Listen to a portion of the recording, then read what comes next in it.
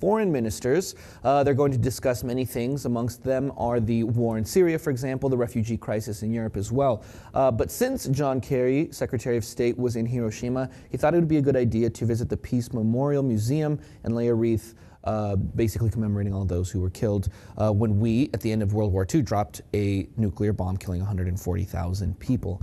So a few journalists who were there asked a State Department official whether or not John Kerry was going to apologize. I'm going to give you the response from the State Department official, what he said, and we're going to discuss whether or not he should be apologizing in the first place. First, here's what that state official said. He said, quote, "If you're asking whether the Secretary of State came to Hiroshima to apologize, the answer is no. If you're asking whether..." Save the apologies. Just stop promoting war. Save the apologies. Just stop promoting war. Treated like lab rats.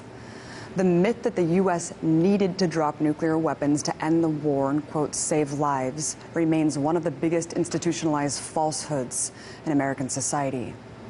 Whenever you bring up the issue, the common responses you hear are hypotheticals, like millions more would have died. It forced the Japanese to surrender, along with the debased, but what about Pearl Harbor? Unfortunately, hypotheticals are hardly legitimate to rationalize mass atrocities.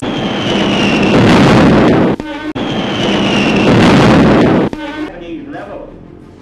But if anybody likes to play rough, we can play rough too. Level.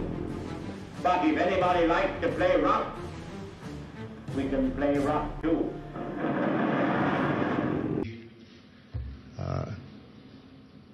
Don't shoot first and aim later. It's important for us to get the strategy right, and the strategy that we are pursuing is the... Yes, we can. Heck, you say.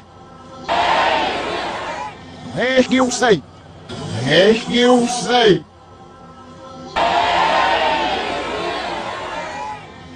Heck, you say.